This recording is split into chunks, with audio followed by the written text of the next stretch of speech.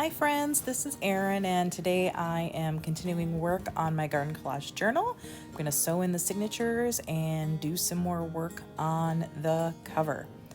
So if you watched the previous video where I started work on this cover, you'll remember that I already kind of marked out and punched holes for the signature. This will be a 5 signature journal.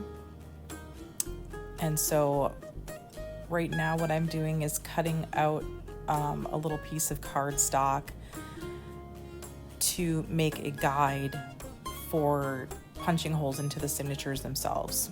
So I cut that to about 2 inches wide. I'm going to score it at 1 inch.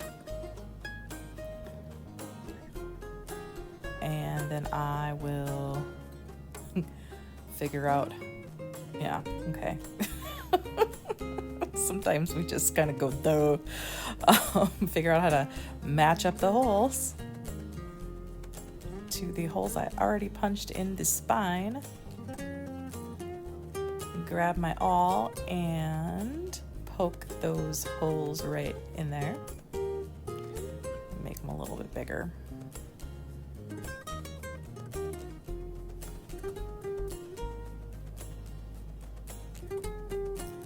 Those are my boxes with the stacks of pages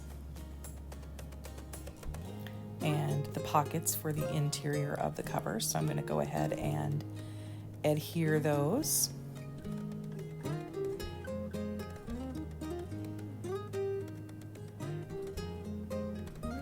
And even though that inner pocket is covered in fabric, the outer pocket is paper and the back side of the inner pocket is manila, so I can use my art glitter glue.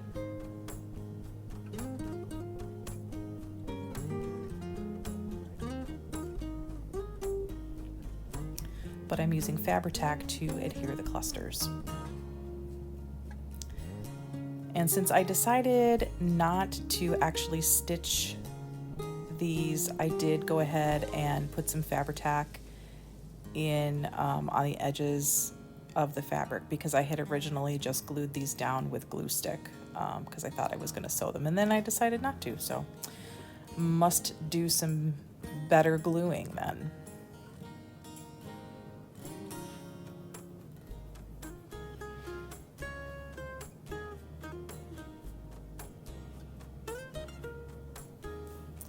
So just making sure these pockets are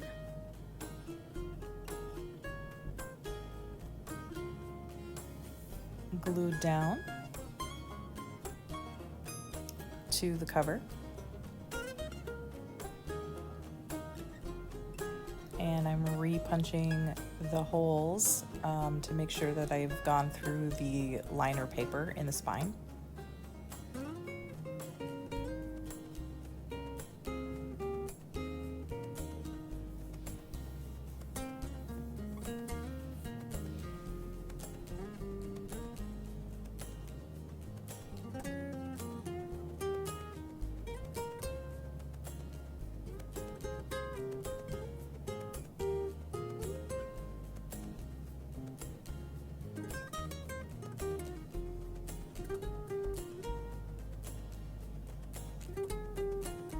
Set the cover aside while I go through all of my pages and other things that are getting sewn in at this point and sort everything into signatures. So I'm just kind of making 5 piles and distributing things so that I have kind of an even spread of decorated pages versus plain pages and bulky pages and skinny pages and things like that, just kind of distributed throughout the journal.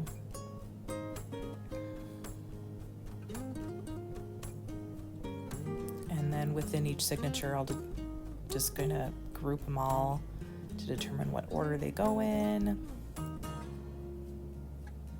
and get them clipped into place and set aside.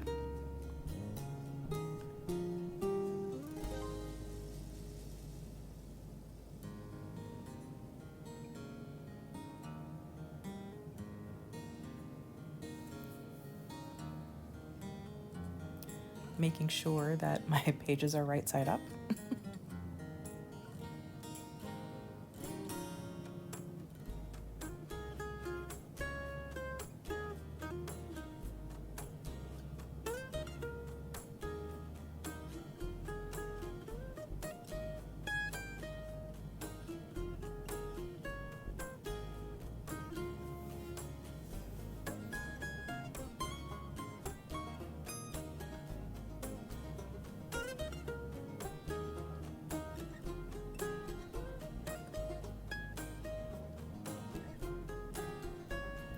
I'm using up many, many clamps.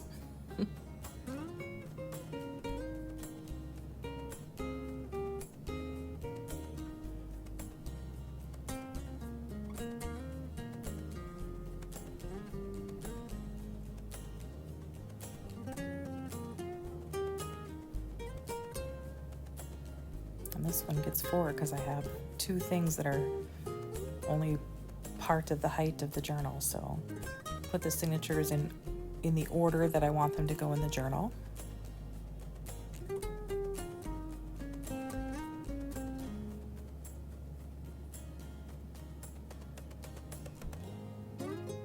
And now I'm ready to line up my template for hole punch-in and get those holes punched.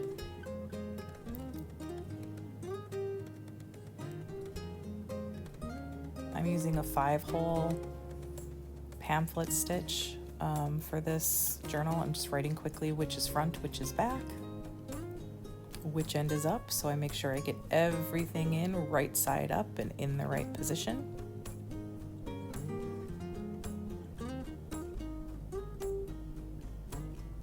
I'm using a waxed linen thread in a kind of golden color.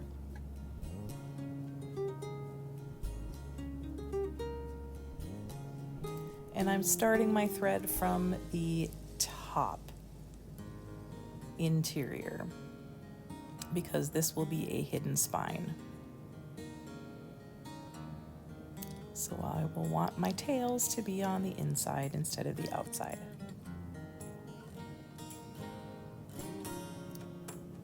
Now I made a mistake in making my holes in my template because I considered the entire height of my cover and not the height that I had determined to make my pages. So some of these holes were awfully close to the edges of the pages. So what I determined to do was stitch over the edges of the cover on both sides as well, and hoping that that keeps everything secure.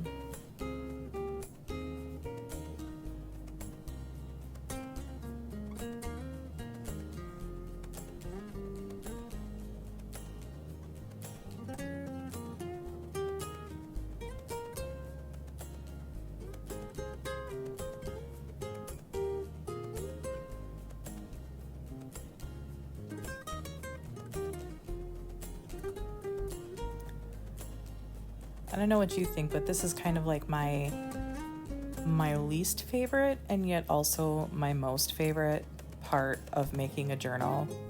It's my least favorite because it can be frustrating as you're chasing these signatures and trying to match up holes to pages and stuff is going all over the place and stuff, but it is also very satisfying to finally see a journal come together,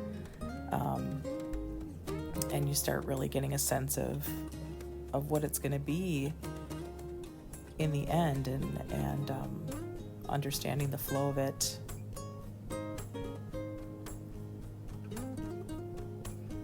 I still have some more, decorating and ephemera and everything to do, but so I've got all my signatures sewn in, and now that that has happened, I can actually cover the exterior of the journal cover with the fabric that I chose. So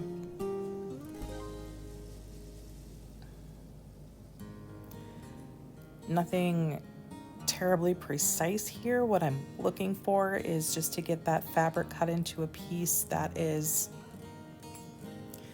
about 1 inch bigger than the cover on all sides, and then I will trim it to size once it's glued and dried.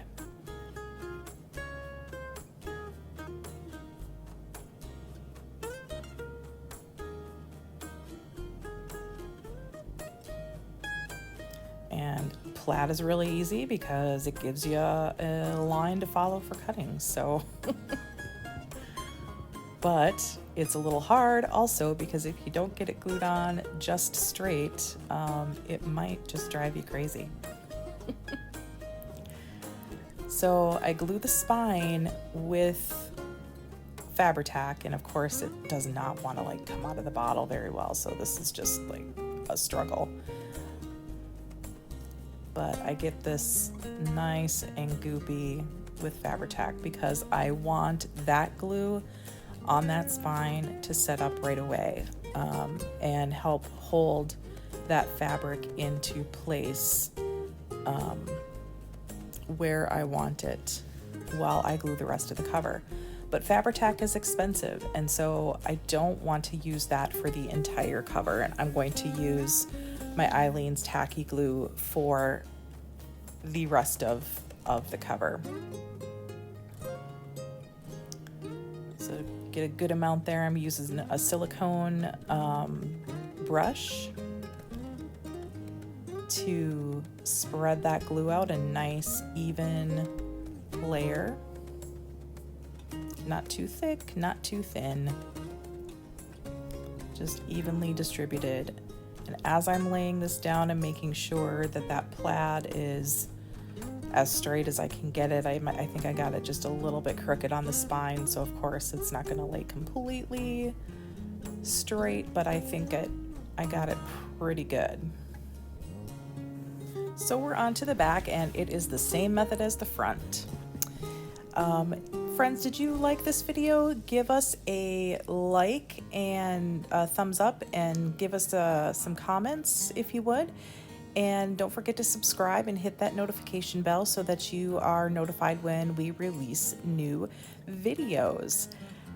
I need to let this cover dry overnight to make sure it's nice and set up before I do any trimming or any other decoration. So that is going to end this video, and I will wish everybody a good rest of your day.